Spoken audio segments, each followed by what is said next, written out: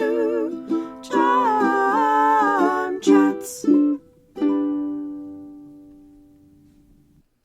Hi. Hello. Welcome to Charm Chats with Kendra And Kat. Today we're covering episode 408, Black as Coal, which aired on November 15th, 2001. So this is Black as Coal, C-O-L-E, so we know that it's going to be a coal-centric episode. Mm-hmm. But it is, of course, a play on the idiom Black as Coal, which is an C-O-A-L. amorphous arrangement of carbon, as everyone knows. Of course. Mm-hmm.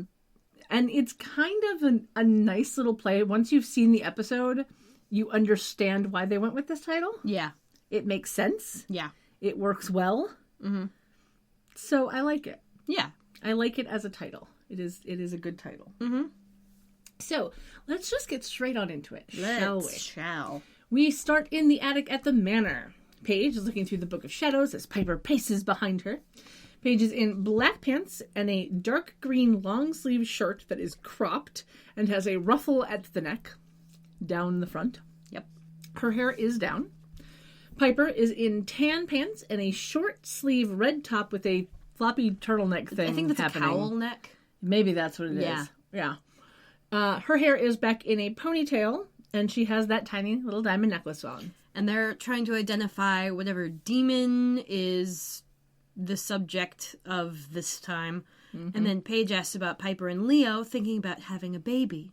Piper asks where she heard such things. Paige says she heard it from Phoebe, and we can see that Piper doesn't really want to discuss it. But we learn that Leo thinks, they've got enough magic that they could protect a baby, even if Piper isn't sure about that. Paige, still flipping through the Book of Shadows, tells Piper that there are ways of testing out, having a baby without actually having one. And Piper quips that the next time Paige passes a baby rental, she should pick one up for Leo. Paige says she might, and then Leo orbs in, startling Piper, which I thought was hilarious. Mm-hmm. Leo is in jeans and a ribbed orange sweater with gray trim piping, and I love this outfit on him. It's really casual, but it looks really good on him. Mm-hmm. I think this, so far, the entire run of the show, this is my favorite outfit on him, and that's saying a lot. Yeah. It just looked really good on him. That's nice. Yeah. Anyway.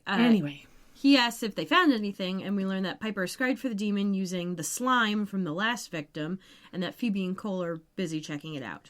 Leo says that the elders are concerned because there have been 2 dead witches, and then Paige mentions that she might have found something in the book. However, when we get a shot of the book, she's on the Balthazar page.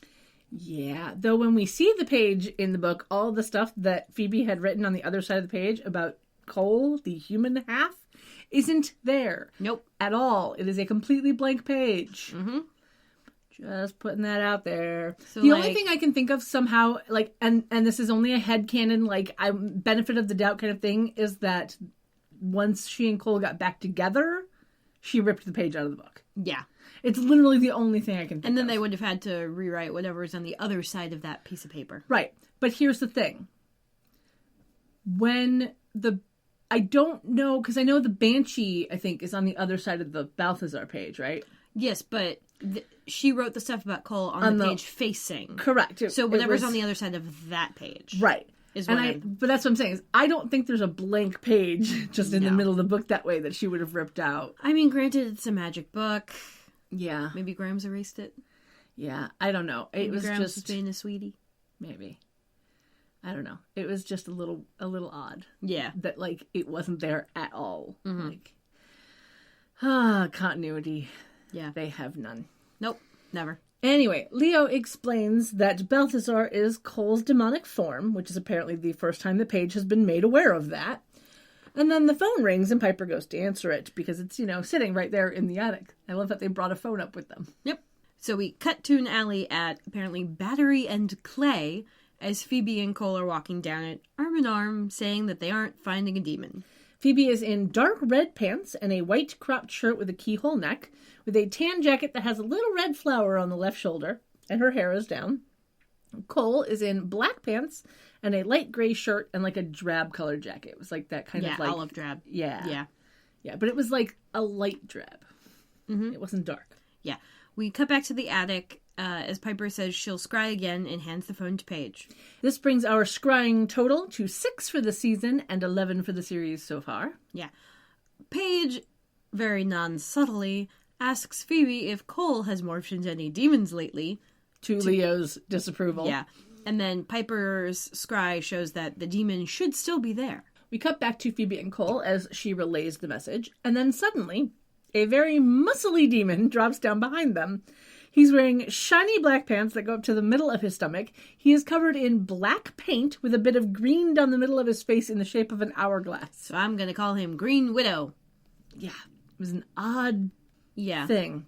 This actor is uncredited, but is on IMDb as uncredited. He is Arnold Chon. He was born in 1980 in Virginia and only has 40 acting credits so far, starting back in 1997. And we will see him again as a different character at the beginning of season 6. Huh.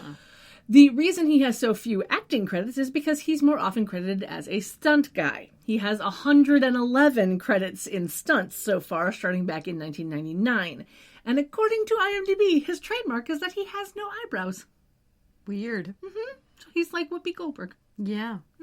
Anyway, the demon throws out a string of CG slime and it wraps around Phoebe's leg. And when it does, when it comes out as the CG slime, it's green, but when it wraps around her leg, it's clear and a practical effect. Yeah. And I think that's hilarious that they didn't tint it green. Yeah. Or that they did tint the CG version of it green. Yeah. Like, really? You had the practical effect of it and it's clear. Why did you not just keep it clear? But okay, whatever. Anyway, she drops the phone and screams as the demon, tries to yank her back. It kind of lifts her feet off of the ground, and Cole grabs a hold of her arms, tells her to hold on. Of course, the demon is very strong, so they both start to lose their grip. And he winds up holding onto just her fingers, because that's a thing that happens. Yeah, and then there's a great nonverbal communication here, where Cole looks at Phoebe, and she does a little nod, and then he counts down from 3, and then at the same time as he lets go of one of her hands, she moves that hand over to his other arm. Yeah. And he throws an energy ball at the demon. It explodes, green goo splats all over Cole and Phoebe, and they are sent flying across the alley and land on a pile of clothing that was on a table near the wall. A la convenience. A la convenience, because, there's no reason why there would be a pile of clothing on a table in an alleyway. Yeah. Anyway, they laugh. She says that they have to stop meeting like this, and he, while laughing, says, "Marry me." And she just stops and goes, "What?" She immediately stops. She does complete, huh? Yeah. We go to the opening credits, and it looks like we will indeed have Daryl this episode, and I'm very excited for it because it's been too long. He's not in it for very long, though, guys. He isn't, and it's really sad. He literally gets one scene. Poor Daryl. So sad. According to IMDb, the opening song in this particular post-credits moment was originally Like Lovers Do by Heather Nova. She was born in 1967 in Bermuda. She has 10 studio albums, 3 live albums, and 1 poetry album. Solid. Mm-hmm. According to Shazam, # not sponsored, the song on Netflix is Matter of Time by Shannon Hurley. She's an American singer-songwriter born in Indiana. She has 10 albums published so far. I have found YouTube videos for both songs, so I will put those up on the website so that you can hear them. Awesome. And my first thought was Like Lovers Do. I immediately thought it was a different song. Yeah. And I was like, that's why I went to look for the YouTube video, because I was like, that doesn't... Oh, no, it's a completely different song that I've never heard before. Okay. I mean, it still kind of works. Both songs kind of work. I don't remember the original song, but the song they were using was very clearly not original, but it wasn't terribly jarring. Yeah, it was fine. So, post-credits, we get a few Golden Gate Bridge transition shots in some of the city, all of which are night shots. We do get one transition shot that we haven't had before, which is a few buildings where the lights highlight to the edge of the building, making them look like lit-up rectangles. Nice. It was very, Christmas-esque in that, which, is funny, because this isn't a Christmas-themed episode. This isn't whatever, but it was just... that's what I thought of, is how people line their houses in Christmas lights. Uh-huh. Yeah, we did that with my old house. Yeah. Or my dad did that. He was the only one who would bother. Mm-hmm. I don't. We just put up wreaths and occasionally a tree in the front yard. I've lived in apartments my entire life. I have nothing to decorate. Well, I do like it when people, like, line their front windows, like, outline their front windows in the lights. I think that looks really cool. Yeah. And, you know, it's festive enough. Yeah. Like, you don't have to wrap your trees in extremely bright LEDs like one of my neighbors does. Yeah. Like, they're hella bright. But hey, blue poops near those, I can see it. There you go. I don't need my flashlight. There you so go. That's good. That's always appreciated. Yeah. Anyway, we do get 4 different shots of the triangle building before we find ourselves at the manor. Okay, so I was talking with someone last week about how you call the Transamerica Pyramid the triangle building, and it always makes me think of the jail downtown. Mm-hmm. And I was talking with someone, they're like, wait, there's a jail in Chicago? And we're like, like 3 other people look at him and they're like, yeah? Uh-huh. Yeah, there's a jail in Chicago. It's giant and it's a triangle. Uh-huh. And so someone, like, Googled it, and then 4 guys, all on their phones, were looking at different photos of this fucking jail, being like, oh, yeah, this is weird. Like, I knew there was a jail, just didn't know where it was. Like, or, like, there's a jail? Like, oh, That's this looks funny. really cool. Like, it's just, it's a cool-looking hilarious. building. Yeah. Cook County something or other. Anyway, back to the show. Phoebe and Cole walk in the front door. They are still covered in slime, but this time Phoebe has pulled her hair back into a bun.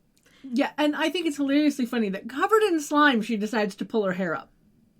Yeah.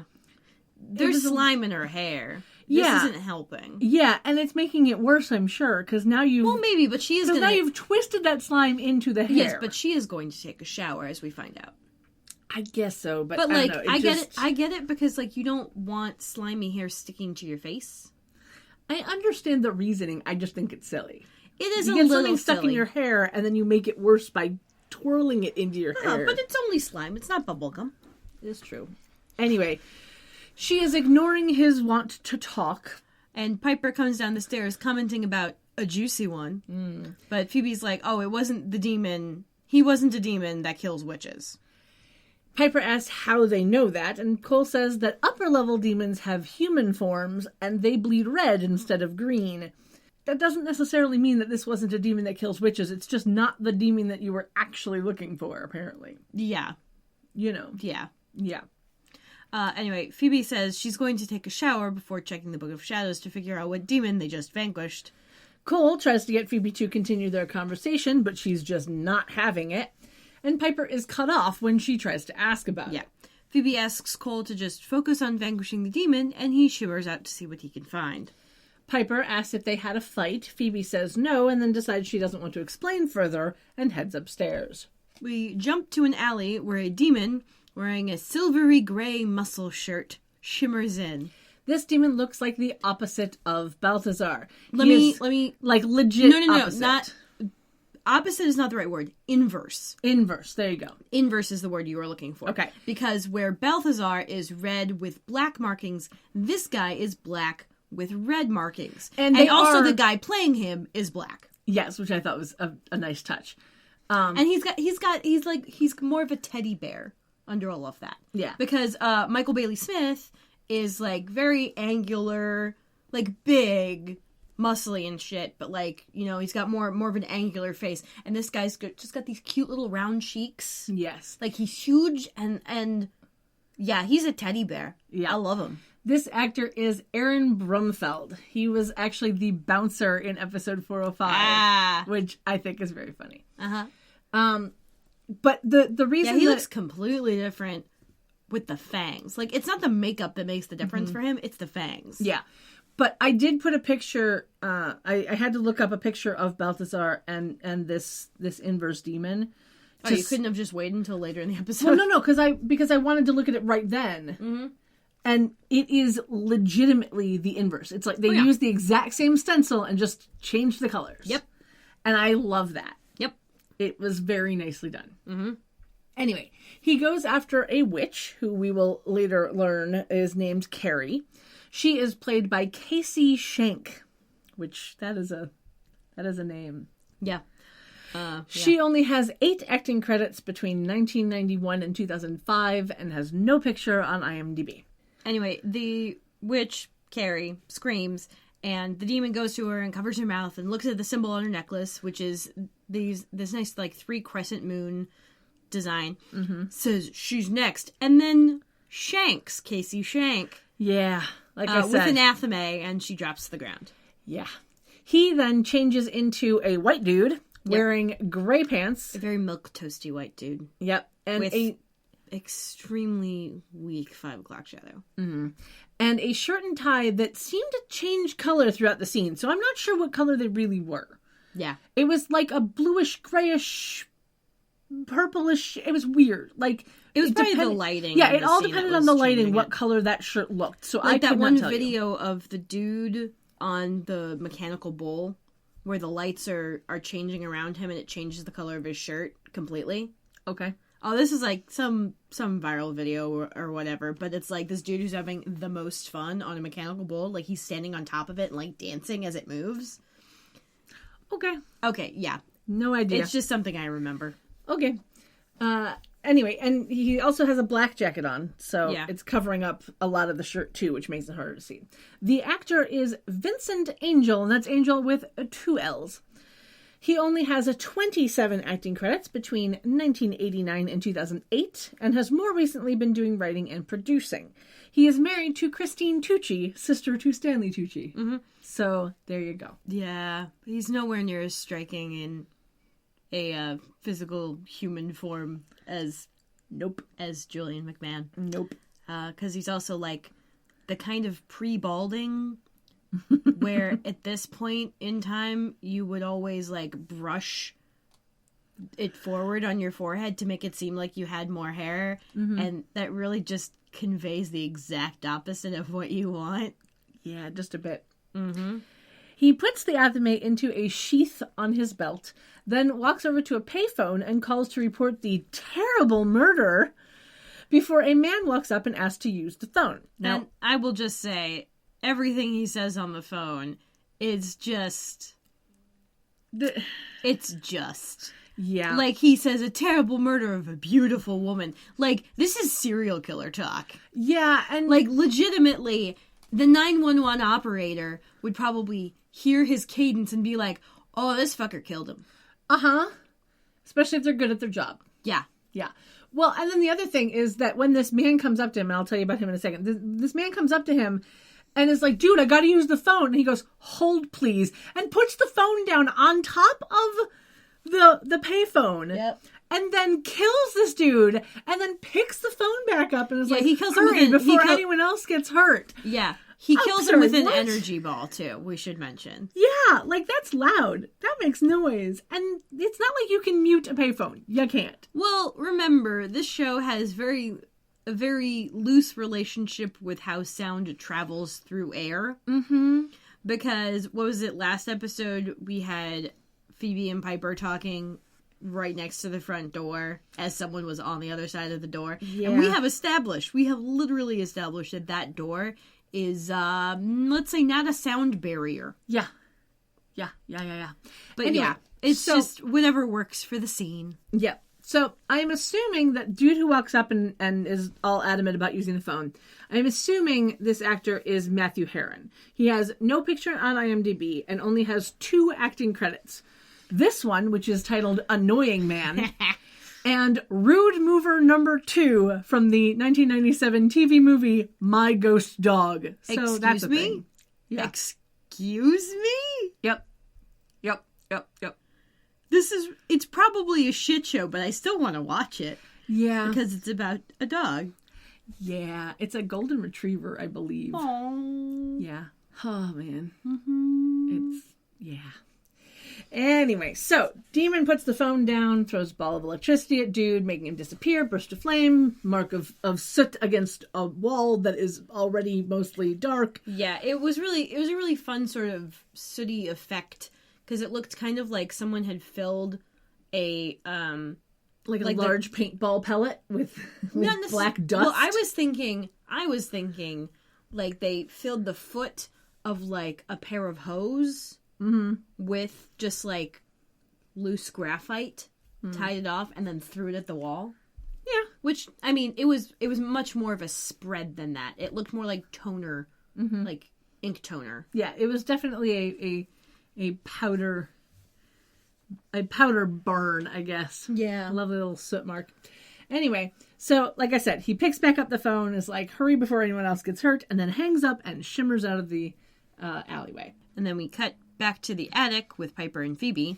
Phoebe is now wearing a low-cut 3/4 sleeve pink shirt that gathers at the boobs, black pants with what look to be flowers on the bottom in red, orange, and yellow, I believe, and shiny red-heeled boots. And I just looked at those boots and I went, there's only one way that you can wear those. Because you could tell they were like boots, not just like tall heels. And I was like, yeah, the only way you can wear those is if you cover them with pants. Because they were not cute. I'm sorry. Yeah. They were not cute. They were Her hair. Like, they looked like they might have been go-go boots. Yeah, a little bit. Just a titch. Her hair, however, is cute. It was in pigtail braids. And she's wearing this, like, choker necklace that has this huge, like, rhinestones in the middle. It was, like, pink and white. And then in her hair, she has 3 little bobby pins that match the choker. Yeah. It was just... It was precious. It was a well-chosen outfit. Yeah, it was precious. Anyway, Phoebe finds our Green Widow in the book. Painted demon. Yeah, it says he was a scavenger demon who apparently feeds on the remains of other demons' victims. Which makes me wonder why he went after them if he's a scavenger. They weren't dead. I'm confused. Well, they were scrying for him and following him into his own territory. So presumably where they found him was like his hidey hole. Maybe. Like, even scavengers have access to both fight and flight responses. Maybe. Because, like, think about it.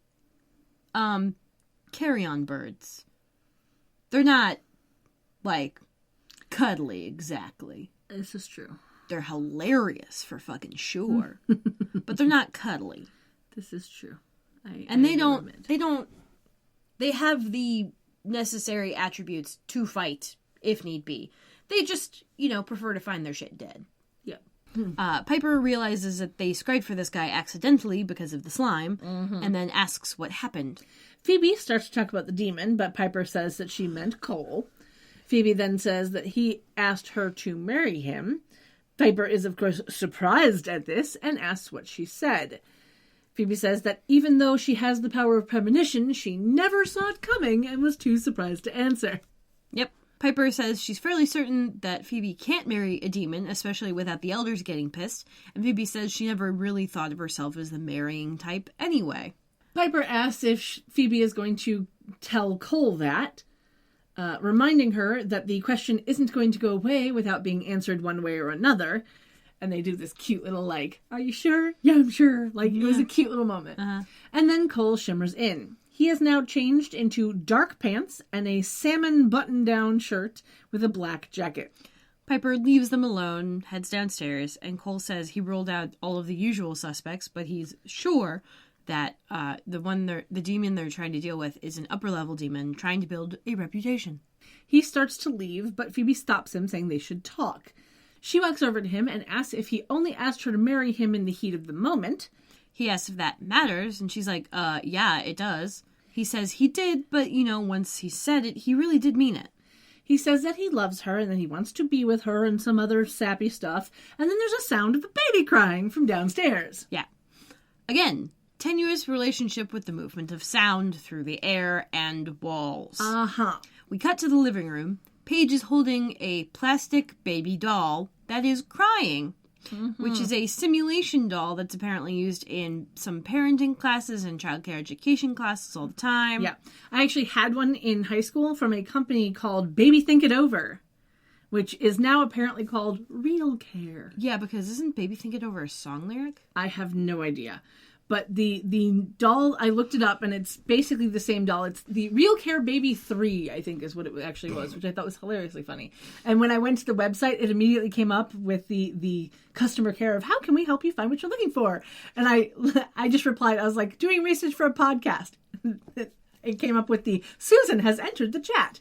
Susan has left the chat. And I thought that was great. I'm like, All right, Susan. I see you. That's gosh, that's like having the personal shoppers accost you the second you enter a store, and you're like, I know what I'm looking for. Please leave me alone. Well, it's one of those where, like, if I hadn't said anything, if I had just X'd out of it, it wouldn't have even been an issue. Yeah. It was just more of a, let us find what you're looking for quickly. And I just wanted to see what would happen if I was like, just doing research for a podcast. Oh, you just came in to see what I said, and then you left. Okay, not even an acknowledgement. Got it. But it was just very funny. Anyway, yeah. I do think that it's a funny little doll, though, because it's meant to teach you the basics of caring for a baby. So it has, and we'll learn this as Paige tells Piper about it, that it has sensors in it that can detect how long it's been in the same place, how long it takes between the time it starts crying and the time it stops crying, if it's been shaken about, all sorts of things, right? But when I had one, I had this baby doll, and we were supposed to have it for a week, because I was in a child education class. Yeah. And everybody had these things and whatever, and we got these dolls.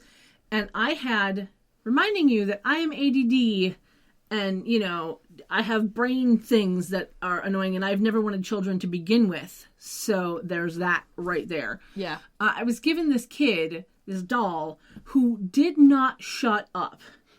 It would start to cry, and how it does is you have to put them on their stomach, lift up the back of their shirt, stick a key into their back, and turn the key and hold the key until they stop crying. Well, apparently the doll I had colic, because that doll would not shut the fuck up. No matter how long I held the key, no matter how tight I held the key, it would not stop crying. I had that doll for one day. I said, fuck this, cannot do this. And took it back to my teacher. And I was like, I just cannot do this. Like, I am not getting any work done because this doll won't shut up. And this is not my fault. And I literally, like, my mother had this doll and was like, because I took it home for the night, you know, like you're supposed to. And my mother wrote a note and was like, she cannot have this doll. Give her another one. But of course they didn't have any others until the weekend. So I wound up taking home a doll over the weekend that wasn't as bad. Thank goodness. Mm-hmm.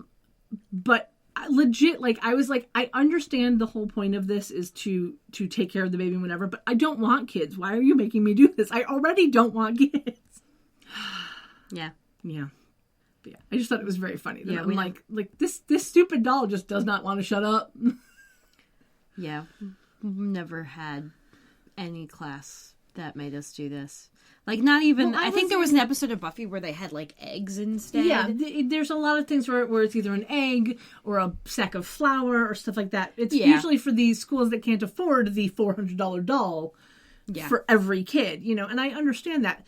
But the funnier part for me in all of this insanity is the fact that the reason that I had the doll is because I was taking child education classes, because I was going to be, like, a social worker.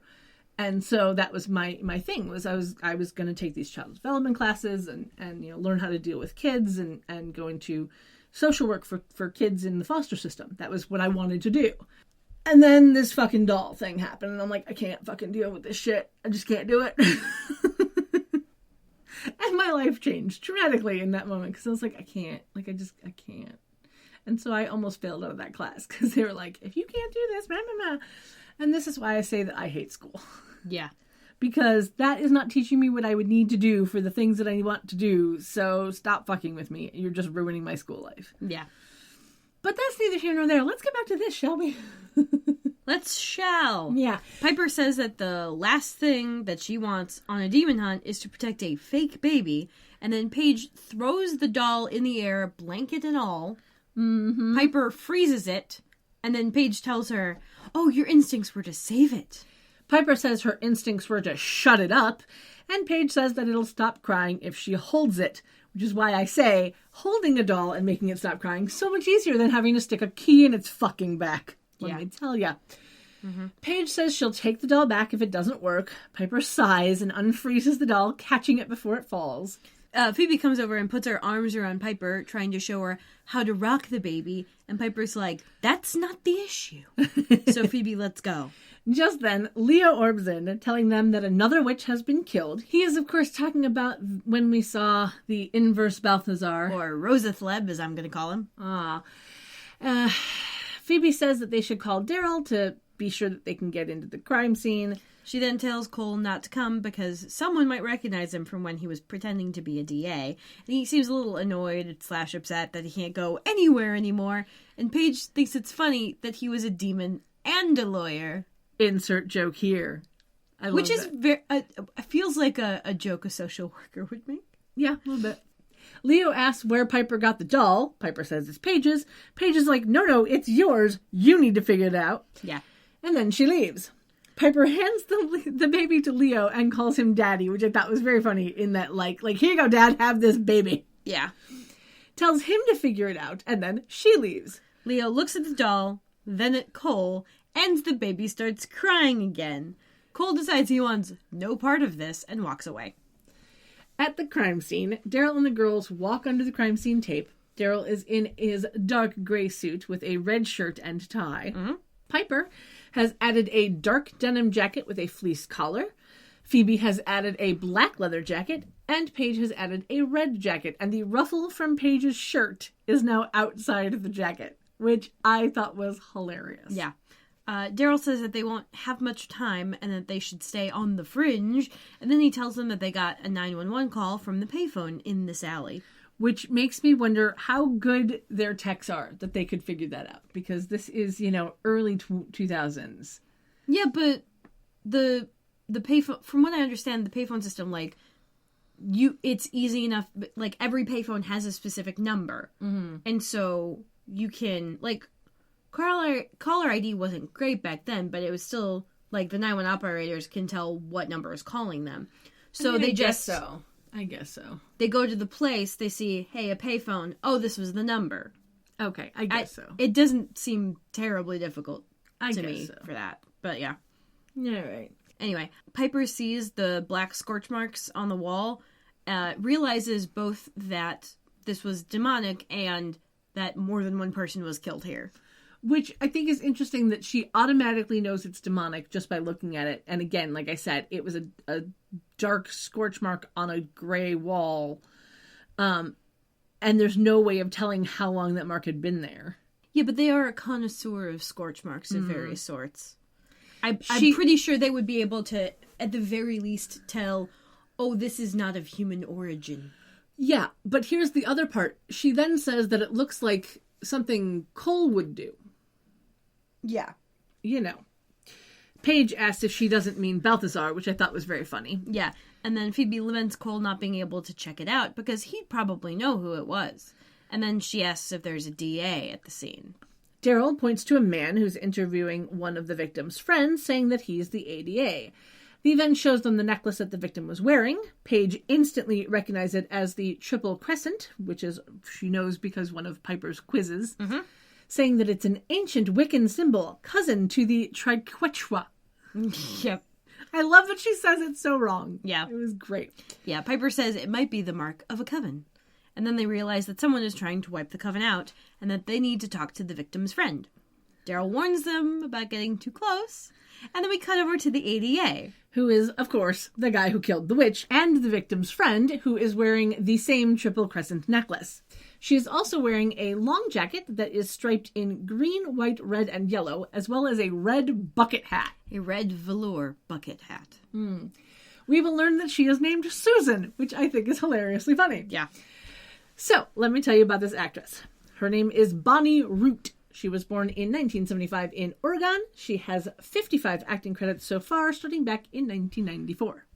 There you go. Yep. The ADA is asking about Carrie. Susan says that everyone loved her, and then he hands her a business card and tells her to call if she thinks of anything else.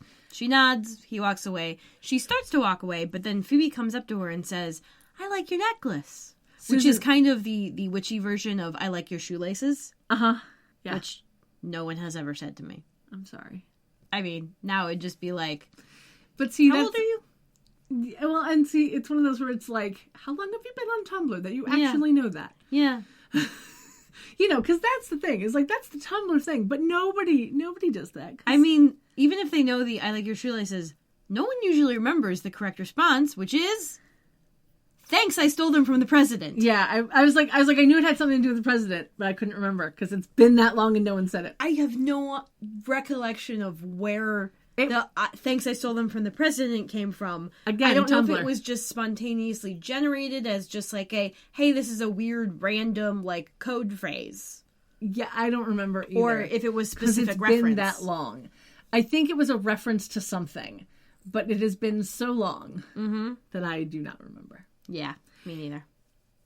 Anyway, Susan asks if she knows her. Phoebe says, no, but you might know me and my sisters. Whispers, the charmed ones. It was really funny how she like leaned in very far away from this woman's ear, which I feel like might have been an actual move to like make her feel comfortable, but also like get a whisper in. But it just looked real weird. It looked a little odd, yeah. Yeah, and then Susan has a slight like facial reaction, and then Phoebe asks if Susan and Carrie were in the same coven and if their mark is the Triple Crescent. Which is funny because she's wearing one, so you'd think that'd be a yes. Just saying.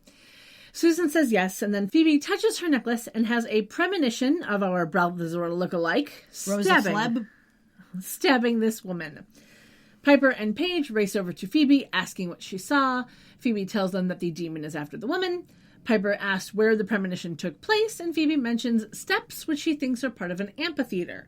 Susan says that she walks past the Stanley Arboretum every day on the way to work. The only problem with that is the only Stanley Arboretum I could find was the Stanley M. Rowe Arboretum in Indian Hill, Ohio, or the Stanley R. McLean Arboretum in Kansas City, Missouri. Oh, well. Yeah. Anyway, Paige asks what the demon looks like, and Phoebe says, oh, he looked similar to Balthazar. And then the ADA notices the girls and comes over to find out why they're there. So Daryl does this kind of... I'll get rid of them. Yeah, kind of cute little role play where he says, oh, I'll get rid of him, and then walks over to him, and Piper responds by going, yeah, we're leaving, mister. Yeah, it was great. It was absolutely great. I also love how I think what did he say? He goes, first time I asked nicely. Yeah. Which I just think is great. Oh, it was lovely. So the girls leave. The ADA then follows them for a moment, does a quick look around, and then shimmers out of the alley. Yeah. Like around the corner. It's not like there wasn't anyone around. There were people everywhere. Oh, there were people everywhere, but he looked. He did. Kind of like Leo in the diner. Yeah. Just a cursory glance. Oh, there's probably not a camera here. Probably. I'll just orb out in the middle of the fucking diner. We jump to the next morning as Piper, Phoebe, Paige, and Susan are walking through a park. This is supposed to be the Arboretum, I'm assuming. And this scene is in ADR in the long shots. Oh, it's an ADR in all of the shots. But especially the long shots, you can tell. Yes. At least when they get into the close-up shots, it's not as horrible. No, it's pretty bad. It's bad, but it's not as horrible. It doesn't stop until they stop walking. And for that entire time, I'm just like, hi, ADR. Yeah. Paige is now in black pants and a dark burgundy velvet jacket over a lighter burgundy shirt that is barely closed to hide her boobs. It's like it's like a button down of some sort. Yeah, it's like a button down with the black trim on where the buttons are. Yeah. But the buttons that are closed are literally just the ones at her bra line. Uh-huh. That's it. So it's open at the top and open at her stomach. Yeah. It was actually a little belly button action. Yeah, it wasn't a bad looking shirt. Yeah. And when we see it without the jacket, it's like a cute little cap sleeve. Yeah. But it's one of those where it's like, I enjoy the fact that they're still trying to bring in the Prue-esque clothing. Yes. With Paige. But it's an interesting mix. Her hair is down, but she does have a small clip holding back some of it. Phoebe is in jeans and a low-cut, long-sleeve red shirt that has a small cherry decal on the upper left chest. She really enjoys having things on the upper left chest. Mm-hmm. We see that the shirt is held together in the back by like 10 little tidy knots. It's like one piece of fabric that is then tied. Do you know like those like trivets that you make as a kid? Yeah. Where you just tie the ends? That's kind of how it looked. Yeah, a little bit. Or like the fleece blankets where you put the two on top of each other, cut the notches, and then tie them together and makes one nice thick blanket. Exactly. Kind of like that. Yeah. Or like people who edit their t-shirts by doing the weird like lateral slices and then like do the like pulley turn thingy all the way down, so it makes this nice little like pattern. Yeah. Her hair is pulled back into a messy chignon. It's like a twist. Thing. It's like a twist. It's definitely got some twist element. Yeah. And then some kind of weird knot where her hair is still like spilling out the back somehow. Yeah. And it's still nice and curly. Mm-hmm. And she's got this lovely necklace that looks like it's made of some kind of leather thong with a bunch of fake roses on it. Yeah, it's like this length of like leather cord with like roses on it, and it's wrapped around her neck like 3 or 4 times, and dangling down her chest and whatever. And this is my favorite look for her so far. For the entire show. This looks fucking romantic as shit. Interesting. Like, I just love it. It's just so, like, Romeo and Juliet-y for some reason. I don't know. I just love it. It looks so cute. Nice. Piper is in jeans and a brown leather jacket over a black shirt, and her hair is down. She is, like, the most just... Piper. Classic, clean. All she needs... would be one of those leather hair cuffs. Yeah. That would make this more Piper. But her hair is down. Yes. So, you know. Anyway. Susan is in brown pants and a brown shirt with the same jacket draped over her shoulders and her red bucket hat on her head. Mm-hmm. Susan wonders why they're going where the demon is going to attack. Piper says, oh yeah, we need to be there if we want to get rid of him for good. Paige wonders if they're going to use the Power of 3 spell, but Piper says the only way to vanquish an upper-level demon is with a potion of his own flesh. Yes. Paige notes that this sounds like they've done it before, and Phoebe says they did once on her fiancé. And she says it real weird. She does a little bit. Not that weird, but she does a little bit. Yeah. Paige and Piper question her, and she's like, I just wanted to see how it sounded. It sounded weird. Yeah. Paige then asks them about trying to vanquish Cole. Phoebe says that there is a difference between Cole and Balthazar, which Paige isn't so sure about, and then Phoebe ignores that and reviews the game plan. She plays decoy, wearing Susan's hat, jacket, and necklace. When the demon attacks, Piper is supposed to freeze him, and then Paige does the slice and dice to get the demon sushi, as she calls it. Really turns out to look more like bacon. And then they will all get out of there. Yeah. Paige takes a knife out of her purse. And it's a steak knife. Yeah. Which is very different from their usual. Uh-huh. Susan hands Phoebe her clothing items. Piper calls for Leo to take Susan to a safe place, and Leo orbs in. He is wearing a blue t-shirt under a blue button-down shirt and khaki pants. And we can also see some dark blue straps across his chest, which we will find are attached to a baby Bjorn baby carrier that is holding, as Piper affectionately calls it, Robo Kid. Best moment. Loved that so much. Yeah, it was good. And, like, you can wear these front or back, or if you have twins, both. Both's a little hard, though, because of the way hard. you gotta put them on. You'd have to put one on. Although, you know what? I'm pretty sure they make a baby Bjorn that's just 2.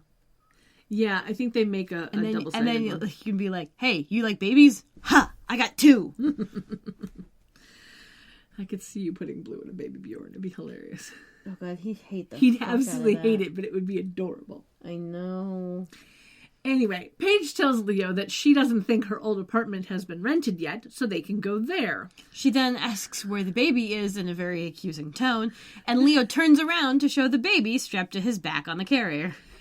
He tells Piper that they can make it work. She tells him to drop the doll, Robo Kid, back at the manor, and then he orbs out with Susan. Piper says they need to work fast because the demon won't stay frozen for long, and then they start to move. We time jump to Phoebe, walking along the path by herself, wearing the jacket and hat of Susan's. Piper and Paige are looking on through some bushes. Through some very thin bushes. They are very thin bushes. The demon shimmers in behind Phoebe. He said, what does he say it there? He says something like... He says like, hey, witch, or something. Hi, witch. And she turns around and says, bye, and then is startled by how he looks. Which is funny, because she knows what he's going to look like. She saw it in a premonition. I know. But, like, why is she caught off guard by this? I guess she doesn't... Does she not actually get color? We haven't... Or no, she does get color. We've established she gets color in Divergence. We just don't see it. Correct. But for some reason, seeing this guy in the flesh is startling to her. Yeah. And so as he runs for her with his athame, Phoebe flips him over, and then Piper and Paige come out of the bushes. And then a woman runs out, pushing Piper down, and throws a dagger at the demon, but he shimmers out and the dagger hits a tree.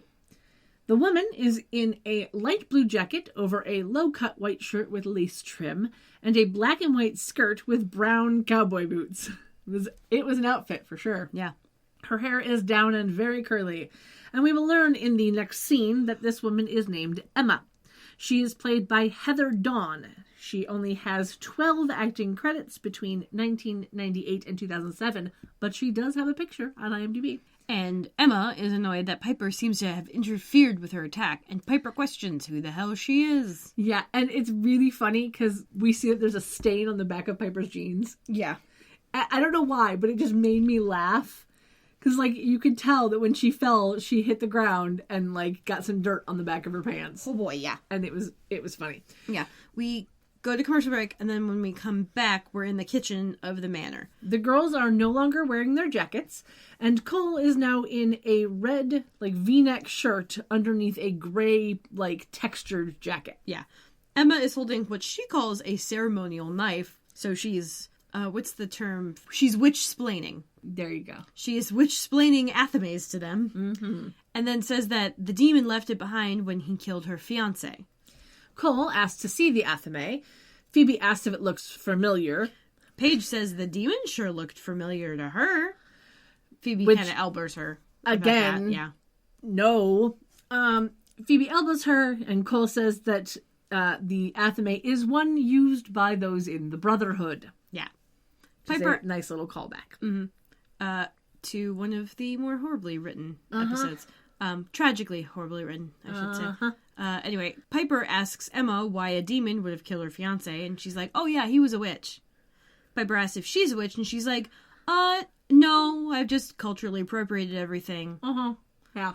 She doesn't say that. In order to track down I've devoted myself to the craft, and I immediately was like, oh, bitch. If you were in the craft, you'd be dead. Mm-hmm. Paige wonders how she knew where he'd be, and she's like, oh, I know his MO is always to take down an entire coven, which somehow makes Piper say, you've taught yourself well. But does tell her, you'd have died if we weren't there. Emma says, vengeance empowers me, which I immediately was like, oh, sweetheart. Mm-hmm. Like, I legit, like, her entire existence is me going, oh, sweetheart. Yeah. Because it's just like, you are a cliche. Oh, honey. Bless her heart. Cole says that her vengeance won't save her and that her desire for revenge is keeping her from the truth. He tells her to let the charmed ones handle it, and she says, it's her fight. And he's like, yeah, you'll lose. Yeah. Phoebe says that she should listen to Cole and to trust them. Emma says that the demon's face was one of pure evil and has haunted her since the day her fiancé died. Just that moment. Just remember that moment. This is the face of pure evil. It has haunted me since my fiancé died. Just keep that in the back of your head. Unreliable witness testimony. Yeah. Piper tells her to scry for him again while they start the vanquishing potion, and that they just need to get a piece of his flesh to take him out. And then we hear the mechanical baby crying from the next room. Piper says to ignore it, but Paige kind of smacks her, and Piper goes to check on it. Emma asks if she has a baby, and Paige responds, actually, she's not sure yet. Which makes Emma just kind of nod and go, Yeah, it was by far the funniest little moment for me personally, because I was just like, I love how nonchalant Emma was about that. It's like, oh, okay, sure, why not? Inside an office building, we see the ADA walking down the hallway talking to a brunette in a dark suit. Yeah. He is in a gray suit with a red shirt and tie, but he doesn't look nearly as good as Daryl. No, But it really does look like it's almost the exact same outfit. Yeah, it's ill-fitting. And the whole comb forward thing, I cannot get over. Yeah, well. He's also just got such a soft chin. The woman is in a smart black dress suit and pearl necklace. And I was just like, I look at that every time and I just go, why the pearl necklace? Mm-hmm. Like, why is this a thing? And she kind of had the Rachel.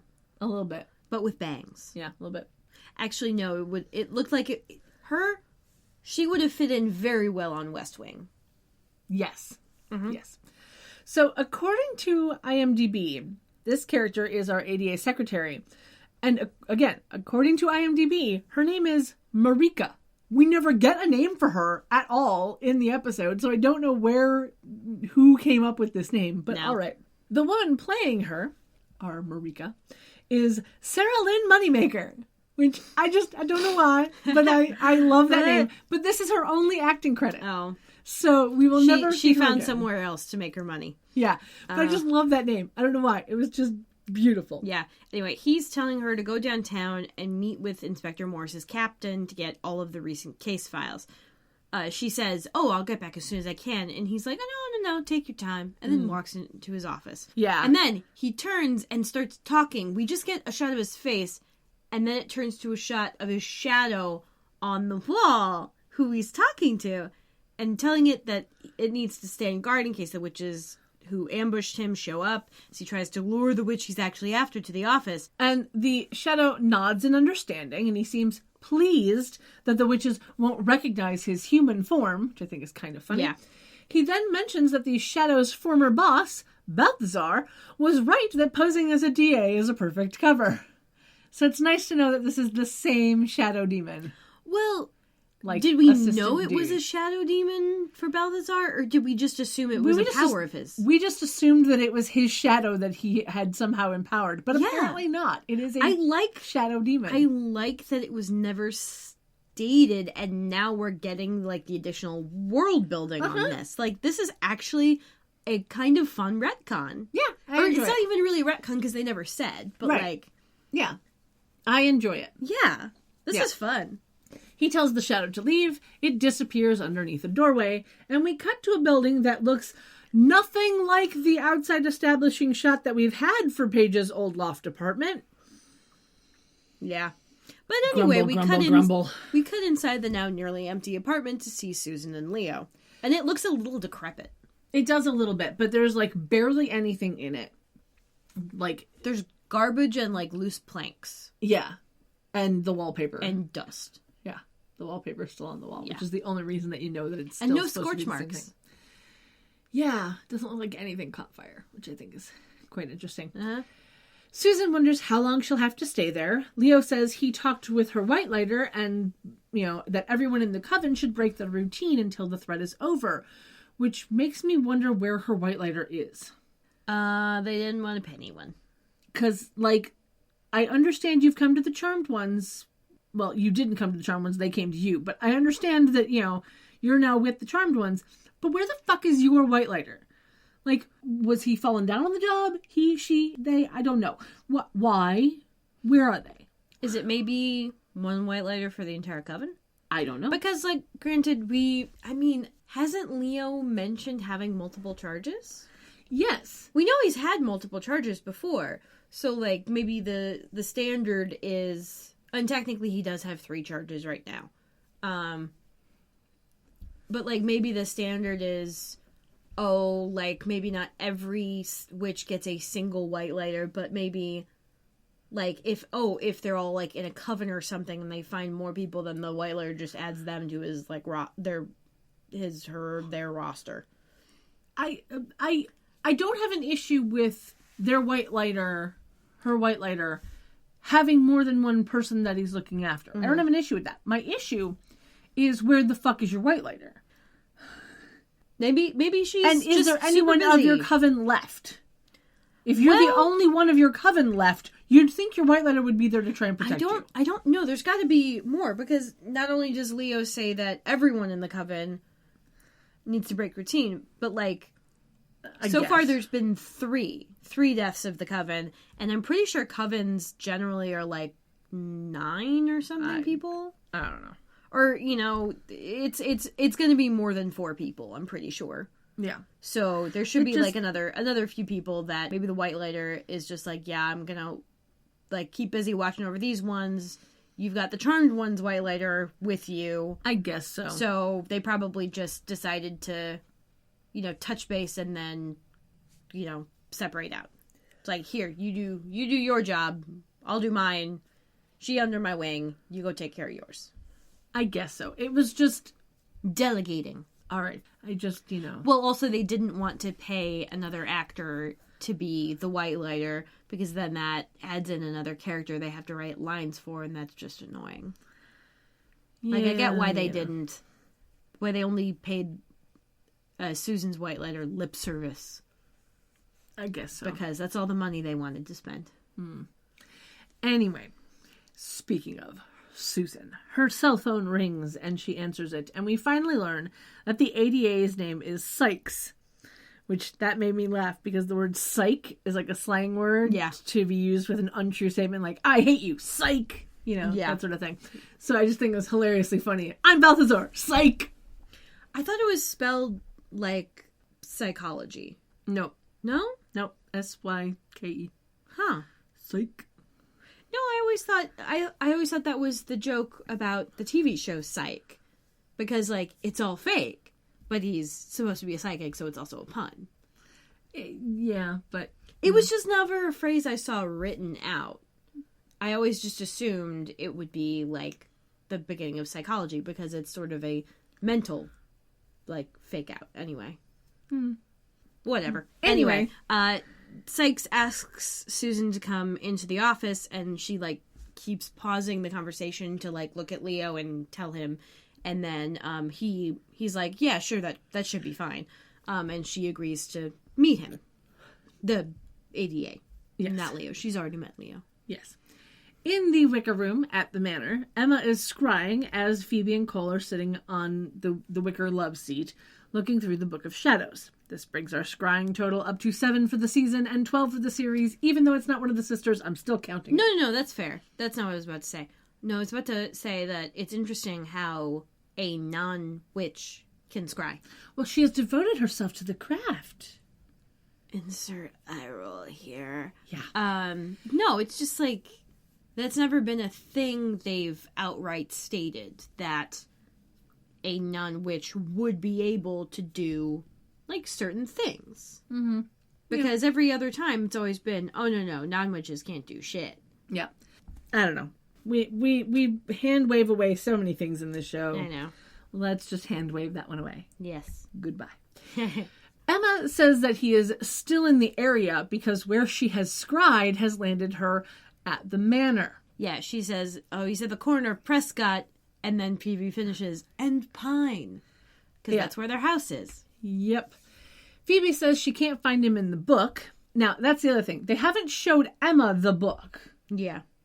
Just putting that out there. She's scried. He's showing at the house. But they haven't showed her the book. Phoebe says she can't find him in the book. Cole asks if she saw how he vanished. Phoebe says that he shimmered, like Balthazar, which is the way we have seen many a demon shimmer. Mm-hmm. So I don't understand why that's a thing. Like, I understand, okay, yeah, he looks like an inverse of Balthazar. Why are you... whatever, I'm going to drop it. Anyway, yeah, and then Emma says she thinks she found him and mentions the manor. Right. And Cole's like, oh, I'll check upstairs, and tells Phoebe to go get her sisters. Leo and Susan arrive at the ADA's office. In the middle of the hallway, Susan calls out a hello. Yeah, in the foreground we kind of see like a desk, like might be the secretary's desk or something. But it was literally like in the middle of a hallway. And it was just very funny. And she like, just I walks can't up. tell which door is the one I need. Yeah. It was just very funny. Just like in the middle of the hall, she goes, hello? Yeah. He comes out of his office. He seems annoyed that Leo is with her, asks Leo to wait in the hall until it's over. Yeah. And then takes Susan into his office and shuts the door. Leo sits down on this bench in the hallway and, like, grabs a magazine, but as he looks back up, he sees the shadow demon go under the door. And we cut inside the office as Sykes pushes Susan against the door, holds up his athame, and she doesn't make a noise. He, like, covers her mouth, but she doesn't make any sound at all whatsoever. Like, at all whatsoever. As he goes to stab her, luckily Leo saw that shadow because Leo orbs in, knocks Sykes out, and then orbs out with Susan. And it was a really nice, quick sort of orby grab. Yeah. But she literally made not a single sound. Like, she barely even gasped. Yeah. We cut back to the manor as Cole runs down the stairs, calling for Phoebe. She runs in from the kitchen. He says the demon isn't upstairs, and she's like, he's not downstairs either. And then Leo orbs in with Susan, and he immediately tells them that the ADA, Sykes, is the demon, as Sykes shimmers in over by the front door. Sykes throws an energy ball at them. They duck. Cole throws an energy ball at Sykes, and it barely does anything to him. It kind of makes him, like, wobble. Yeah. Like, they did a special effect of a wobble. Yeah. Phoebe tells Leo to take Susan upstairs. They run off, and Phoebe waits at the base of the stairs. Sykes then changes into his demon form as Piper, Paige, and Emma run in from the kitchen. Piper freezes him, tells Paige to slice him. Paige runs over with the knife and then pulls a face. Piper tells her that this is no time to be squeamish, and Paige slices a piece of flesh off his arm. And we get a nice close-in shot of the knife that's pulling through, like, some kind of painted, like, pork loin or something. Yeah. Because when she's slicing it, it looks like bacon.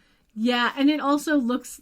They did a poor job of making it look like she's actually slicing his arm, because it looked like she was slicing a piece that was placed on top of his arm. No. The close-up shot, you couldn't even fucking see his hand. Right. It was just a complete close-up shot of the arm. Of what was supposed to be the arm. But it's so clearly not his arm. Yeah. Which is why I say it looked bad, because... Oh, yeah. It was a very, very, like, cheap B horror movie type effect. Yeah. Yeah, because I think previously when they'd sliced Balthazar, it was kind of done as a defensive move, and so he could pass it off as, like, just being wounded kind of deal. Mm-hmm. But this one, it's very static, and they're like, well, how are we gonna make sure it looks like she's cutting the demon? Oh, we'll do a cutaway shot, and then, you know, do a close-up of the thing she's actually cutting. Yeah. And then, when they pull back, somehow the bacon has fallen to the floor. Yeah, and so Paige, she didn't think to hold it as she was cutting it. Yeah, Paige leans down, picks it up, and Sykes unfreezes and kind of smacks her on the back of the head. Phoebe goes over to her. Sykes throws an energy ball. Cole pushes Piper and Emma out of the way to save them from getting hit by said energy ball. The energy ball instead hits the training baby that was in a carrier on the dining room table, and Cole turns into Balthazar. Emma freaks out a little at the sight of him, and then Sykes and Balthazar throw an energy ball at each other. The energy balls hit together, and then the entire house shakes. And I immediately was like, are they trying to say that their energy balls hitting together made the house shake? Or is it just a fucking earthquake because we're in California? Oh, I think it was definitely the first one. I'm assuming so. Yeah, it was just funny in that moment of it's supposed to telegraph how they are evenly matched. Yeah. And how they can't, like, defeat each other based on the power of their energy balls. Yeah. Anyway, Sykes is like, we'll finish this later, and he shimmers out. Piper asks if everyone is okay as she and Emma stand up. Phoebe says she's fine and then turns to Emma, who points at Balthazar and says he's the one who killed her fiancé. Now, how do you get them mixed up? I mean, seriously, one is red with black markings, the other is black with red markings. They do not look identical enough to fuck that up. Especially if you've said you remember the face of pure evil. Why were you going after the black with red demon? I'm annoyed by it. It's a case of unreliable witness testimony. You know, like, your memory is not perfect. Yours fucking sucks, that's for sure. Yes, but even I would be able to tell the difference of red guy with black markings, black guy with red markings. Yes, they're the same markings, but the coloring is completely different. Yeah, but, like, you know, not everyone's memory is going to be that accurate. And maybe she saw this demon at some point in the intervening year and a half, which is a long time. Like, people forget faces as they don't see them, you know? It just happens. And maybe she saw this demon and she's like, oh shit, Athame, red and black, fangy, muscly, and just her brain just overwrote the memory. Just retconned what she thought was real for a while, because it's like, oh, this fits, because hey, red and black. And then she sees Balthazar and she's like, oh shit, memory like reawaken, I was wrong, this was the thing.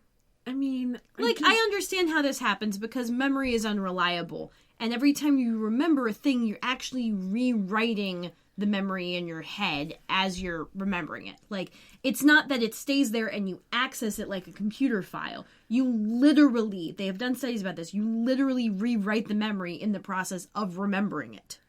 I mean, I get that. It's just, I think for me, it's just because it's such a stark difference. And it's easy to say that when this is the first time we've seen this guy. I'm just saying, if they're trying to telegraph to the audience that these are very different demons, which is why they did not use a person who looks like Michael to play this other demon. This is also why they did the thing with the makeup they did, because they want them to be linked but not identical. And they need it to be so not identical that it's obvious to the audience they are completely different demons. But that's for the audience. That's not for the characters. If he had been a different color, like if he had been pink with gray markings, well, that would be hilarious. You know? Or even like orange with black, like a slightly dark toned orange with black, then I could understand fucking up red demon versus orange demon. But you see a red circle with a black dot in the middle, and then you see a black circle with a red dot in the middle. How do you fuck those up? See, this is an instance of your brain not being able to comprehend how other brains work. Apparently. Yeah. We come back to the manor a few moments after we left. Balthazar has turned back into Cole, and Emma is pissed off that they're protecting a killer. She says that all she needs to know is that he's the demon who killed her fiancé, and like pushes her way to the table in the foyer over there. She grabs that lovely Athame and throws it at Cole, but he catches it before it stabs him. She then gets pissed again and storms out of the house. Paige asks Cole if he's the one who killed her fiancé. Phoebe says it's not the time, and then says they need to go work on the vanquishing potion. So Paige grabs the flesh, which has been put on a tiny little plate, which I think is hilarious. Mm-hmm. And she and Piper head for the kitchen hand in hand. Phoebe tells Cole that they need to talk, and they walk off toward the stairs, hand in hand. It was a nice little play on. We cut to Phoebe's bedroom as they walk in. Cole wants to make sure that Phoebe's not scared of him, because he realizes that the Athame is actually his, and he probably is the one who killed Emma's fiancé, but doesn't even remember it. He says that he was just doing what the source told him to do. Phoebe says that he doesn't have to explain himself to her because she knows he's not that person anymore. He, of course, says that Balthazar still lives inside him and that he can't change what he's done. Phoebe tells him to think of all of the good he's done since, and he says, oh, it doesn't come close to balancing out. And he says that since Sykes has done such a good job at emulating Balthazar, he might have to become Balthazar to defeat him. Phoebe reminds him that he'll be able to turn back into Cole, but Cole ain't so sure about that. Yeah, he says in order to defeat Sykes, he'd have to completely embrace the demon inside. And if the potion doesn't work on Sykes, there may be no coming back for him from that. Yeah. Phoebe says that she'll just have to make sure that the potion works, and then grabs her purse and puts on a brown suede jacket. I enjoyed this outfit so much. I loved this jacket. It was one of those like Prue inspired, you know, like Prue had one of those like leather jackets that it looked like just pieces of actual like tanned leather stitched together, where the stitching was part of the design. Yeah, like a quilt made out of Americans. Yes, tiny bit, skosh, if you will. Yeah. He asks where she's going, and she says she's going to try to find Emma and explain. Cole says it won't make any difference, but, you know, she says that I have to try and keep her from getting hurt. Cole's, of course, like, I don't want you to get hurt, because that's what Cole do. He asks if she still has some of the Balthazar vanquishing potion left. She says she does. He says that she should get it in case it's the only way to stop him. And then he leaves the room. Phoebe immediately goes to open, like, the top drawer of her dresser, pulls out a potion in a nice pink potion in a little cylindrical bottle, and puts it in her purse. Now, didn't he change his blood so that the potion wouldn't work anymore? Wasn't that, a plot point a few episodes back? Yeah, somewhere in season 3. Just saying. Well, this ain't that potion. It's also... I'm aware of this. Well, it's also very much not their typical vanquishing potion, because remember, their vanquishing potions always go in purple in the little, like, faceted bottles. Right. I understand. And this is definitely a different color of potion. Yeah, this is very much pink, whereas the vanquishing potion is usually purple. Yeah. Yeah, it's like usually like a nice fuchsia-y type of thing, which then when they smash it turns into purple sugar glass. Yeah. We cut to the kitchen, where Piper and Paige are making said potion, and the table is covered in herbs and ingredients and all sorts of random crap. Piper asks for the pig's feet, which are over by the mandrake root, and Paige says that pigs are sensitive and smart creatures. Piper remarks that this particular pig wasn't very smart, and Paige puts the pig feet into the potion, making flames shoot up. I love this practical effect. Yeah, Piper then says that all they need is the Sykes flesh. And she gradually steps backwards from the potion, tells Paige to drop it in. Paige picks up the flesh and with the tongs and tosses it in, and then adds the entire thing. Yeah, adds the entire thing. So, heaven forfend they fuck up. She adds the entire thing. The potion explodes in her face, and she does this great backwards pratfall. It was perfection. Piper giggles and then helps Paige up, and Paige is like, "You did that on purpose." Piper's like, yeah. Same thing happened to me last year, and there's no substitute for experience. It's real cute. It's a very cute sister moment. I enjoy the fact that they're building on things like that. Like, that's nice. Yeah. We never hear from Aviva again, but at least we learn. Step back from the vanquishing potion. Yeah. Cole races in, asking if they're okay, and Piper's like, "Oh, we were just doing a bit of sisterly bonding. Where's Phoebe?" Cole says that Phoebe went to explain things to Emma. Paige says good luck in a sarcastic tone, and Cole tells her that he doesn't need her guilt right now. He has plenty of his own to deal with. Paige and Piper get into an argument over Paige's attitude towards Cole, Paige wondering how Piper could condone his killing a man, and Piper saying that Cole can't change his past, but he's helping to do good and they need to accept that. Cole thanks Piper for the kind words, and then asks if they want help to find Sykes. He says that he just has to figure out what he would do next, since Sykes is emulating him. And he says that his next move would be to go after the Charmed Ones. That does not make Paige feel any better, but Cole ignores her. He says that he'd regroup and tend to his wound. Piper then wonders if he would go to the mausoleum, but Cole says that Sykes would anticipate that and would probably set up a trap for him instead. Piper wonders if he'd be able to identify said trap. He nods in the affirmative, and they go to leave. Paige wonders if they should get Phoebe. Piper holds up the vial of potion, which is lovely purple. Yep. Our little fuchsia purple. And says that that's all they need. She then mentions that Phoebe being with Emma keeps Emma away from the action, and then Leo walks in with the baby.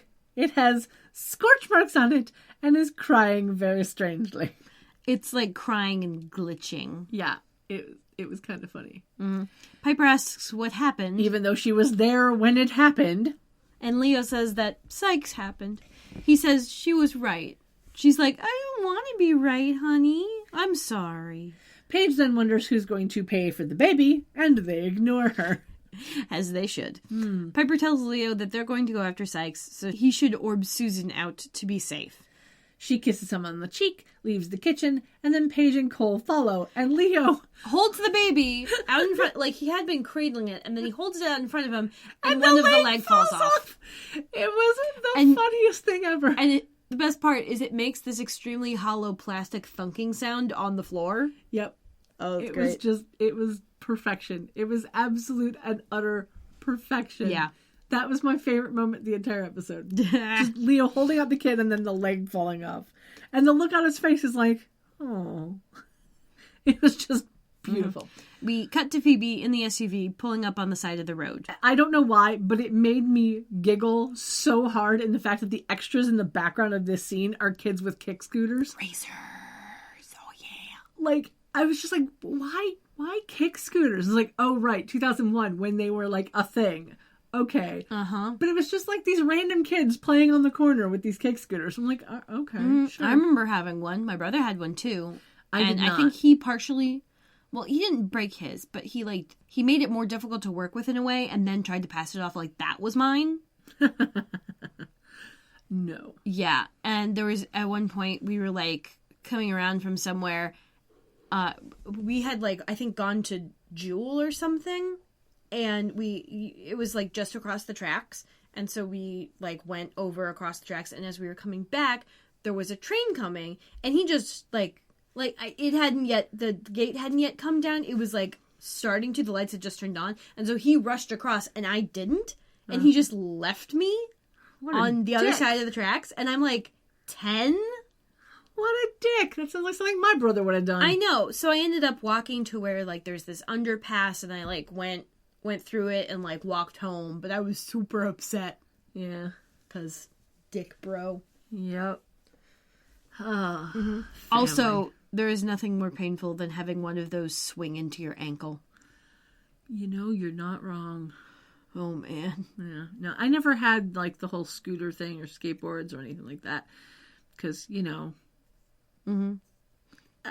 I was not that... Like, I had a bike for a while, but that was my only, like, non-car mode of transport. Yeah.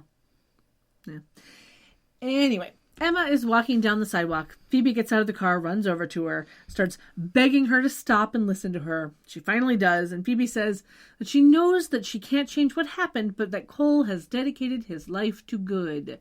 Emma walks away, but Phoebe follows. She says that she knows it doesn't excuse what he did, but the demon she's searching for no longer exists. And Emma's like, bitch, are you blind? We saw him. We both saw him turn into the demon in the living room. And Phoebe's like, okay, so technically, he kind of does. And I was like, no, not technically. I'm not going to rest until he is dead. Phoebe says that it would just stop him from doing future good and that she'd be putting her life at risk in the process, and asks Emma to let it go. Let it go. Let it go. Don't try to kill Balthazar. Let it go. Let it go. You'll never get that far. And we can do that because it's parody. Boom! Love it. Emma asks if Phoebe has ever lost someone to evil. Phoebe replies that she has. And Emma's like, would you just let it go? And then she walks away. Because Cole never bothered her anyway. But we cut to the mausoleum as Cole, Piper, and Paige walk down the stairs. Piper is back in the leather jacket that she had on earlier, but Paige has swapped out the purple velvet for black fabric. Sure. Cole is still in the same outfit as before, though it's really funny because I can tell he's still got the red shirt on, but again, in the lighting, sometimes it looks like very dark, like a dark, like blackish color. Yeah, they reach the bottom of the stairs, and as everyone starts to walk forward, Cole pulls Paige back and stops her from setting off a trap. We know it's a trap because we see CG pixelization happening on the ground. Yeah, it's like a... It was like it was trying to say that there was, like, some sort of like... Heat. It looked like a heat shimmer. Yeah, like a heat shimmer on the ground. But it was just... It was bad. It was obvious now. Yeah. I'm sure it looked better at the time. It was CG pixelization, and it was bad. Yeah. Anyway, He then picks up an unlit candle. Just putting that out there. Yeah. Unlit candle. Throws it on the ground. It explodes and the whole room is covered in fire for a split second. Then it culminates where that candle was. Yeah, it explodes and then coalesces into like a tiny little mushroom cloud. Yeah. It was kind of an adorable unlit effect. Candle. Well, the point wasn't that it had to be lit. The point was that you get caught in the trap and it'll explode you. Yeah, no, I get that. But it was just funny that the thing that he picked up was the unlit candle. In this set things little, afire. like, tiny pillar. Yeah. Anyway. The the CG pixelization is now gone, and Cole and the girls run across the room and look around ready to strike. But nothing is there. And then Cole realizes this is a distraction because the best way to get to him is through Phoebe. We cut to Phoebe walking in through the front door of the manor and calling out for Cole. Sykes shimmers in behind her, grabs her around the neck, points the athame at her neck, and is like, close. Yeah, she gasps and drops her purse, Which a la convenience makes the pinky potion fall out. Uh-huh. He tells her that he wants Balthazar, notices the potion, and says that he won't need a potion, and that all he needs is her. And we go to commercial break. When we come back, we see Piper, Paige, and Cole walking into the manor. They see Phoebe's purse on the floor, leave it where it is, and then Cole goes upstairs to, check upstairs and tells the girls to check downstairs, which we immediately know means that they're going to be upstairs, because of course they are. We cut to the attic where Sykes has Phoebe very ineffectually tied to a chair. Oh, it was so bad. Yeah. It was so bad. There's like a small ring of rope around her stomach and a ring of rope around her hands. And it's very clearly not actually tied. Yeah, it was bad. It was so bad. Like, they didn't even... I always imagined that you could do a thing where, like, you attach... Like, at the back, you just have it attached by, like, some kind of rubber bandy thing, so it'll maintain a little bit of tension, but otherwise be, like, expandable when you need it to be. Right. Or, rubber rope. Whatever. Yeah. What movie is that from? Someone used a rubber rope to, like, catapult themselves? No idea. Oh! Wild Wild West.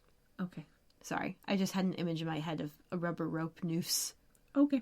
I've seen the music video that accompanied that, but I have not seen that actual movie. It's... Because I do not need bonkers. I do not need a giant robotic spider in my brain. It really does not look like a spider. Anyway, Sykes touches her neck with the athame again, saying that she must be something very special, and mentions that making Cole less evil also made him less powerful. And then Cole walks in. Phoebe, of course, tries to get Cole to leave, saying that Sykes is bluffing. And Sykes and Cole both say, I can't take that chance in the moment of jinx. So who goes whom a Coke? I think Cole would owe Sykes a Coke at that point. Yeah, Sykes is all, the student has surpassed the mentor. And Cole's like, bitch, I don't even fucking know you. Yeah, I was never your mentor. Yeah, Sykes is like, well, I knew you from your reputation. You were a legend. Yeah. And it would be an honor to kill you. And assume your rightful place in the hierarchy. Like, I think it's hilariously funny that he thinks that he's going to get to take Balthazar's place just by killing Balthazar. Like, that's a thing that somehow apparently works. Apparently, evil is just like a pyramid that. Scheme. I don't know that this is technically a pyramid scheme so much as it is a... no, but I love the idea of the source being a pyramid scheme. Yeah. Kind of does seem like that, yeah. Yeah, the source being a pyramid scheme. It's an MLM. Hi, Blue. What's up, baby? No, you should take him with the blanket. Yeah, I'll get there. Is he a cozy pooper? You nice and toasty?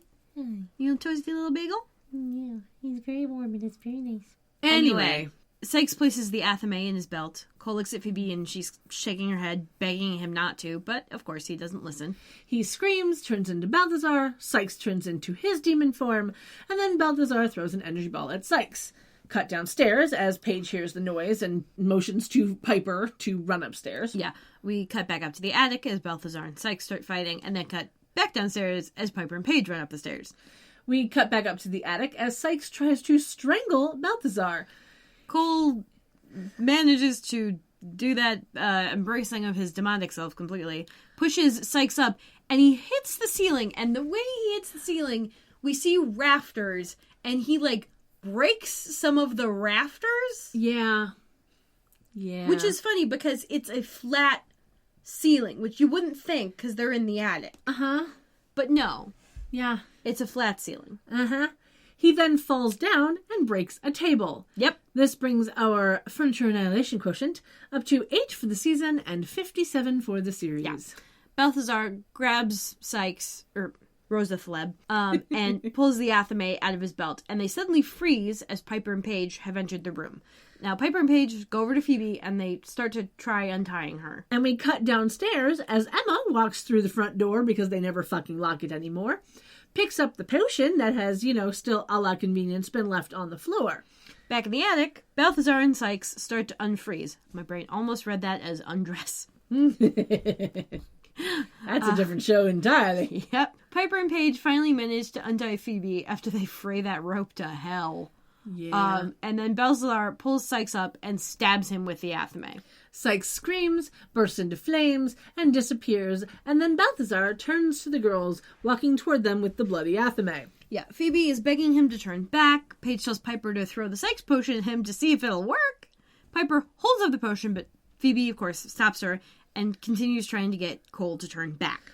However, Emma chooses that moment to run in and throw the potion that she got from downstairs at Balthazar's back. From his front, we see like a little explosion on his back. There's Yeah. a bit of smoke, and then a bunch of flames surround him. He drops the athame and then softly screams as the flames engulf him. And when I say softly screams, I mean it. Yeah. It was like, Yeah. It was like very distant. a very distant, soft scream.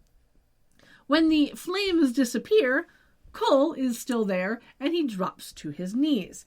And his shirt looks like it's back to red again, because for a moment there, it looked dark. Yeah.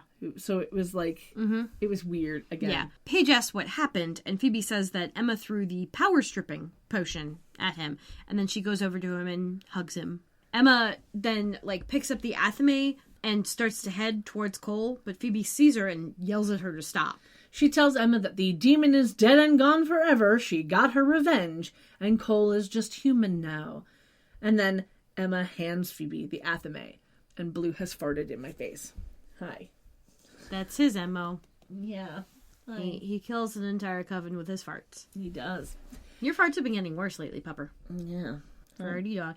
And you abandoned me when I hotbox you. Come on, dude.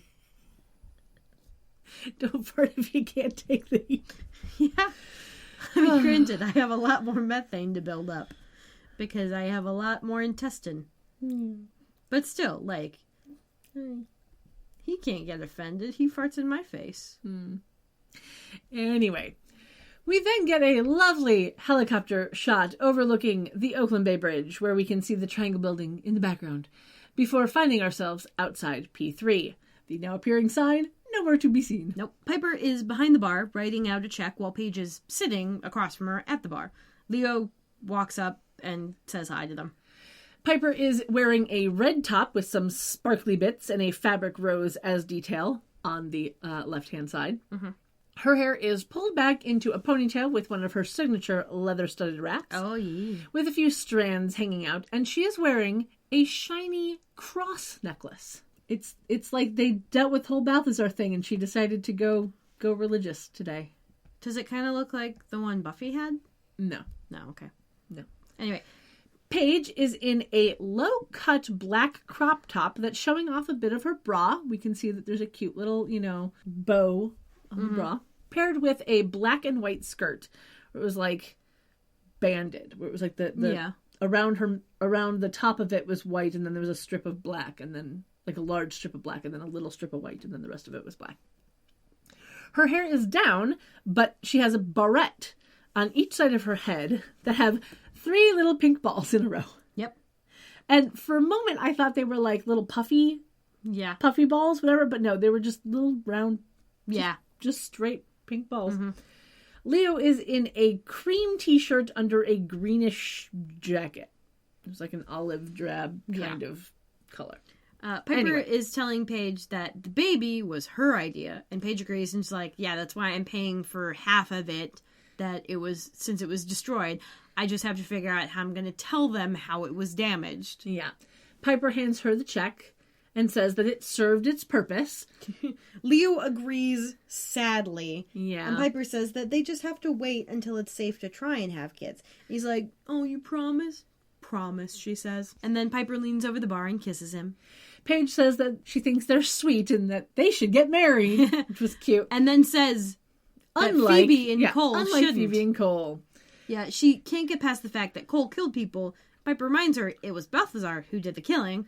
Paige doesn't think there's a difference. But Leo says that Cole really isn't innocent now, and Piper wonders what Cole is going to do. We get a quick establishing shot of the manor pushing through the tree with no leaves, before we find Phoebe sitting on the bed in her room. She's wearing a long, dark denim skirt and a tank top that is purple at the bust and bluish underneath, with ruffled straps and a stitched vine pattern. The leather strap and roses necklace that she was wearing before appears to now be a belt. Yeah, I thought that was kind of funny, because it's literally the same thing. Yeah. She's just, it's now a belt. Yeah, and her hair is up in a nice messy bun. Mm-hmm. After a while, we see her kind of wandering around the room. Cole finally walks in. He is in a dark blue V-neck shirt and khaki pants with no jacket. And it really does look like this is the same shirt that, like, it's like the same red shirt that he was wearing. It's just now in no dark blue instead. Mm-hmm. Yeah, she's super relieved to see him. She runs over, hugs him. He's like, yeah, I took a walk, lost track of time, and tried to shimmer back, and then I remembered I can't shimmer. Yeah. I don't have the powers anymore. Yeah, and Phoebe's like, yeah, but that's a good thing, right? Didn't we want this? And Cole's like, I don't know. He's happy to be off the Source's radar and, not getting demonic bounty hunters after him all the time. But he's been a demon for over 100 years, so he's not sure what to do with his life now. Mm-hmm. Because, being a demon was kind of a big part of that. Yeah. They sit on the bed, and she reminds him he's still the good man she fell in love with, and nothing will ever change that. But that she's not ready to get married. Yeah. He isn't sure how to deal with that, and their change in relationship status being what it is.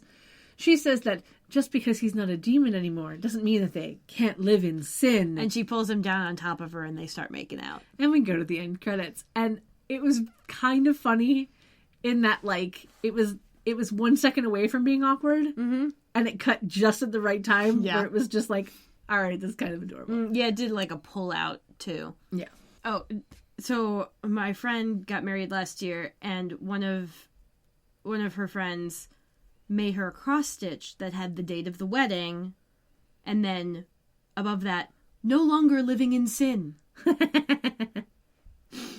And see, it's really funny because most people are like, oh, that's kind of insulting. And I'm like, no, it's a joke. It's an absolute joke. They have it hung in their house. Like, it's by the front door. Yeah. Because it's hilarious. It's beautiful. Mm-hmm. It's very good. So, with our episode done, we are on to ratings. Do you know what you're going to give it? Yes. I'm going to give this 8 out of 10 Rosathleb ribeyes.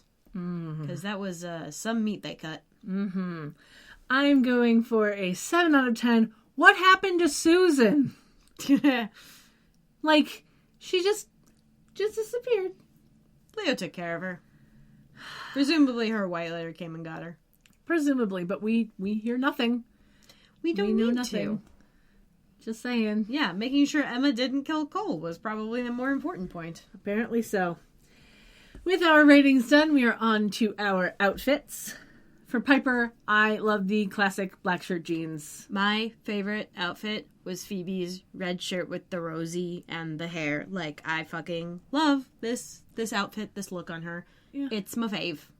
Yeah, I kind of enjoyed the pink top with the black pants with the flowers on top with the shiny red boots. I don't know why, but I just... Yeah. She wasn't in it for very long, but I kind of liked that one. And for Paige, that purple velvet jacket, that was nice, yeah. It was a good-looking jacket, and I hope that we see her in it again at some point. Yeah, I did like the burgundy shirt, too. Yeah, like that outfit. It looked really nice, but it looked good with the jacket on. Yeah. I just really enjoyed it. Oh, point of order. Yes? When I was trying to remember Paige's shirt, I remembered it as being a black shirt with burgundy trim, and I only watched the fucking episode this morning. That is not my fault. So... You see exactly how easy it is to invert colors in your brain? It's damn easy. I don't know. Like, to speak to your point earlier about Rosathleb, I guess it's real fucking easy. And I have a better memory than you. Hey, I remembered it properly. So, there. I remembered it properly. I'm saying it's a thing that people can do. You have to accept that. You get to be annoyed about it, but you don't have to completely just rant about it because it makes no sense. Because it does for some people. So just accept that. Fine. Anyway. On to social media stuff. Yes. You can email any questions or comments to charmchats@gmail.com. And you can find all of the links to whatever we mentioned in today's episode at charmchats.com. which is where you can also find the links to our Twitter, Tumblr, Instagram, Redbubble, and Patreon pages. And also, don't forget to join the Discord if Yep. you're a patron. Yep. I know for a fact that we have more patrons than we have in the Discord. And if you're already in the Discord, why are you being quiet? Yeah, Just come chat with us. Just saying. I know that We've got a ton of little channels you can pop in on. Yeah. You can literally just spend the entire time making the Discord bot tell you cat facts. Uh-huh. Like, that's or you something can look you at can cute do. pictures of dogs Yeah. and of cats. And, like, I know that we have a few people who are in our Discord who haven't said a single word since they got into it. You know, maybe you're not, like, super into Discord, but it's a cute little chat thing. Yeah. It's fun. It's where, you'll talk to us. Yeah. And we love that y'all listen to the podcast, but we want to actually, like, get to know our listeners and, have it more of a community. Especially since, we only have a finite amount of episodes to go through. True. And then eventually all that will be left is the community. Yes. Anyway, Speaking of Patreon, we have a new patron named Julia. So we will now shout your name into into the the ether. ether. Julia!